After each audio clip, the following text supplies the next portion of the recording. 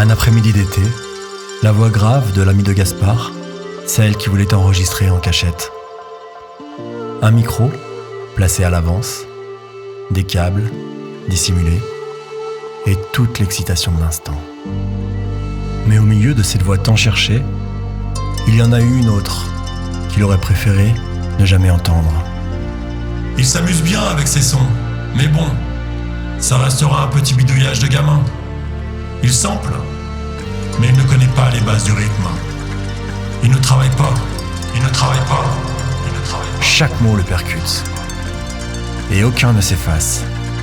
Ces mots l'ont figé, parce qu'il admirait tant Gaspard, le musicien talentueux, le mélomane exigeant, celui qu'il voulait impressionner, celui dont le jugement valait plus que tout.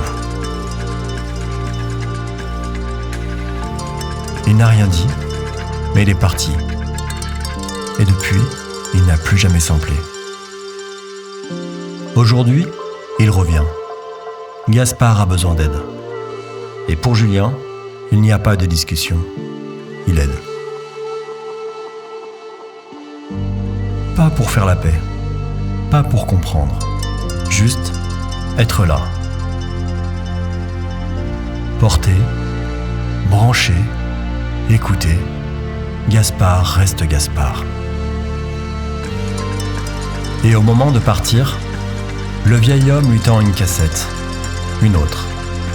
Celle-là, Julien la reconnaît. Il l'avait oubliée, elle aussi.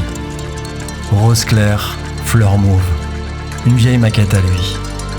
Un morceau dans lequel il s'était entièrement abandonné. Tu te souviens de ça? Tu l'avais faite quand tu étais ici. Je suis retombé dessus il y a quelque temps. Franchement, c'est bon. C'est bon. C'est bon. Julien ne dit rien. Un sourire, presque. Et il repart.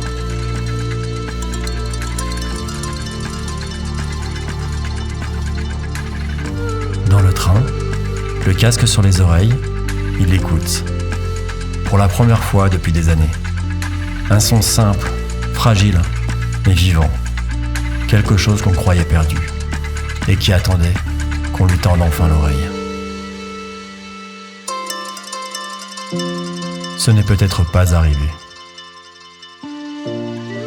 Mais c'est vrai quand même.